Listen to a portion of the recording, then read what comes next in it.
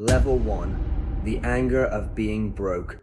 You are born into a life nobody expects to win. No rich parents, no elite school, no network, no safety net, no one waiting behind you with a check, a favor, or a second chance. You live on the edge of the city in a damp little room with peeling paint, a broken AC unit, and a bank balance of $7. Every morning, you squeeze into the subway and watch men in clean suits stare at their phones.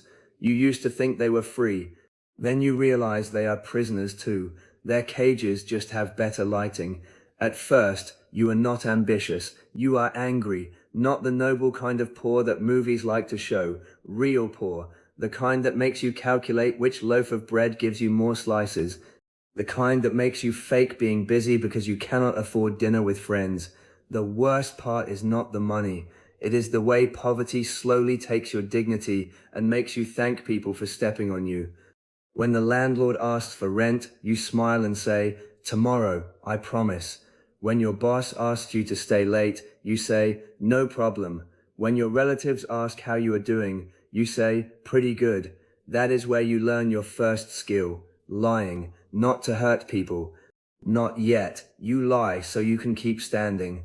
One rainy night, you sit on the edge of your bed with your cracked phone in your hand. A stranger on the screen says, "In this economy, anybody can make it." You almost laugh. Then something inside you breaks in the right direction. You realize that if you do not believe the lie, you may not survive the truth. So you believe it. Level 2. The side hustle slave. You start doing anything that pays. You work during the day, deliver food at night, edit videos at 2 a.m., flip used electronics on weekends. You sleep 4 hours, drink cheap coffee, and treat your body like a machine you do not plan to keep. The first time you make an extra $100, you cannot sleep. It is not just money, it is proof. Proof that you are not useless. Proof that the world is dirty, but it still has cracks you can crawl through. So you study everything: algorithms, attention, sales, desire, fear. You learn what makes people click, what makes them stay, what makes them buy. And very quickly, you learn something ugly. People do not pay for truth. They pay for hope, fear, vanity, anxiety, the fantasy that their life can change without them becoming a different person. Your honest content gets ignored. Your video titled, "How I Made $3,000 from My Bedroom," explodes. So you learn the second rule. The market does not reward honesty, it rewards stimulation. You exaggerate for the first time. Not completely, just enough. You turn one lucky result into a strategy. You cut out the exhaustion and leave only the win. You package pain as motivation. You package desperation as discipline. Someone comments, "Does this really work?" You stare at the screen. Then you type, "Absolutely." You do not feel clean, but the money arrives anyway. And by morning, the guilt is gone. The money is still there. Level 3. Selling the dream. Your income starts rising, a few thousand a month, then more, not stable, but enough to beat your old paycheck. You move into a better apartment, you buy a new phone. The first time you walk into an expensive restaurant, you order without checking the price. You think this is freedom. It is not. It is just the beginning of money training you. You discover the most profitable product is not a product, it is a weakness. Lazy people want shortcuts. Insecure people want status. Anxious people want answers. Greedy people want a miracle. Failed people want someone to blame. So you build courses, communities, coaching calls, premium groups, private access. You tell people, if you execute, you can do it too. But you know most of them will not because they are stupid, because they lack timing, luck, discipline, resources, environment, and a small amount of cold blood. But you do not say that. Truth does not convert. You hire your first assistant. He is young, nervous, and hungry. He reminds you of who you used to be before the numbers started changing your face. One night he asks, "Are we overselling this?" You look at him for a long second. Then you say, "People do not buy facts. They buy belief." That is the night you stop just making money. You start manufacturing dreams. and dreams have incredible margins. Level 4, the first $100,000. When you hit your first $100,000, you expect fireworks inside your chest. Instead, you just exhale, then fear shows up. When you are broke, you think money will make you safe. When you finally have money, you realize it only gives you more things to lose. Relatives start appearing. Before, they asked, "Did you find a stable job yet?" Now they ask, "So, are you doing pretty well now?" People ask for loans. People ask for partnerships. People say they always believed in you. People say you have changed. The funniest part is watching people who once ignored you suddenly speak with warmth in their voice. That is when you understand the magic of money. It cannot make people love you, but it can make them pretend to respect you, and you enjoy it more than you want to admit. You buy nicer clothes, you upgrade your car, you tell yourself you are not showing off, but once in a while, you post a photo where the steering wheel is just visible enough. You say it is just lifestyle content, but you know exactly who you are waiting to impress. One day, an old friend messages you, "Man, you're really different now." You stare at the sentence and feel something dark, sweet, and embarrassing. You do not reply, you screenshot it, because now you understand, the sweetest part of success is not having more. It is making the people who underestimated you wonder if they were wrong. Level 5. The cold blood of a small boss. Your business grows. You have a team, an office, cash flow, payroll, meetings. People start calling you boss. At first, it feels strange. Then it becomes addictive. Because being a boss changes the way you see people. An employee becomes a cost.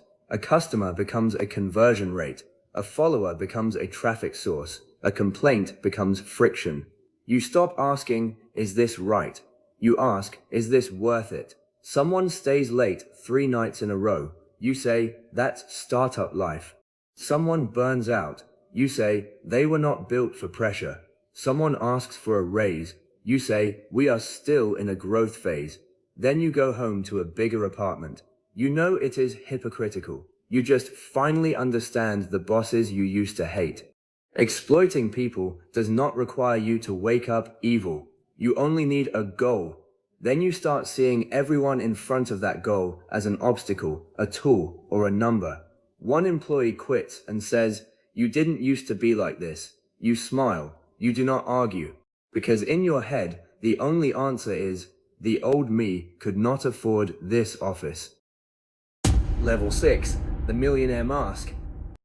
Your net worth crosses $1 million. Now the rooms change. You are invited to private dinners, investor events, rooftop parties, quiet lounges where people talk about tax strategy, acquisitions, immigration plans, art, private equity, and second passports. You thought rich people would be cleaner? They are not. They are just quieter. They do not scream when they want to hurt you. They use contracts. They do not say, "I want to use you." They say, "There may be synergy here." You learn fast. You wear darker suits. You speak slower. You smile less. You stop answering immediately. You learn to compliment someone while deciding whether they are useful. You also clean up your origin story. In interviews, you say you are self-made. You leave out the ugly parts, the exaggeration, the manipulation, the people you used, the promises you knew most customers would never turn into results. People love a clean success story. So you wash yourself, put yourself under good lighting, and sell yourself to the world. You get invited to speak on stage. A young person asks, "What is the biggest secret to your success?" For 1 second, you want to say the real answer: luck, timing, ruthlessness, information gaps, and the ability to lie to yourself without blinking. Instead, you lift the microphone and say, "Consistency." The room applauds. You smile. That is when you know you have learned the game. Level 7. The night before 10 million. You are close now. So close you can feel the number before it arrives. But the final step is the dirtiest one. An investor brings you a deal. If you package the numbers the right way, push the story hard enough, create enough excitement, and exit at the perfect moment, you can cash out. Legally, maybe it is complicated. Morally, it is simple. It is rotten. You hesitate for 3 days. Not because you are good, because you are scared. You stare into the mirror and remember the younger version of you in that damp little room, the one who swore he would never become like this. But now you have 100 explanations ready. Everyone does it. The market is already fake. The investors are not innocent. The customers got emotional value. The employees got paid. You are only taking what the game owes you. The most dangerous human skill is not doing wrong. It is explaining wrong until it sounds like strategy, so you sign. The company gets pushed to a peak. Media calls you a new kind of founder. Employees celebrate in the group chat. Customers call you an inspiration. Investors raise their glasses. Only you know what is buried under the building. Months later, the money clears. For the first time, your account crosses $10 million. You sit in your living room staring at the screen. No shouting, no tears, just a massive silence, because you finally reach the top of the mountain and realize it is crowded with people just like you. Level 8. You win and you rot. Now you are a decamillionaire. You have the house, the cars, the investment accounts, the private lawyer, the accountant, and a circle of people who always call you visionary. You no longer check prices. You no longer beg for opportunities. You no longer explain who you are, but you also no longer know who is real. Partners want access. Friends want proximity. Relatives want help. Strangers want your story. Young people want to become you. And you know that if they understood how you really climbed, some of them would stop admiring you, some would fear you. Late one night, you sit alone in front of a floor-to-ceiling window, looking at the city lights. You remember being broke. You remember eating cheap noodles and believing that one day money would make you free, happy, loved, respected. Now you have the money, but you cannot stop moving, because if you stop, you hear them. The people you used, the people you misled, the people who believed you, and the younger version of yourself who really thought hard work would save him without destroying him. Then your phone lights up. A comment appears under one of your videos. Bro, I have nothing right now, but I want to become you. You stare at it for a long time, then you smile. Not because it is funny, because you finally understand the cycle. You were once that person, staring at somebody else's polished success story, walking step by step into the machine. Now you are on the other side of the screen. You could tell him the truth, that success changes you. That money does not clean you, it reveals you. That the higher you climb, the more human parts you may have to leave behind. But you do not write that. Instead you type, believe in yourself, stay consistent. Then you turn off the phone. The city keeps glowing. There are $10 million sitting under your name. You won. The only question is what you had to lose to get there.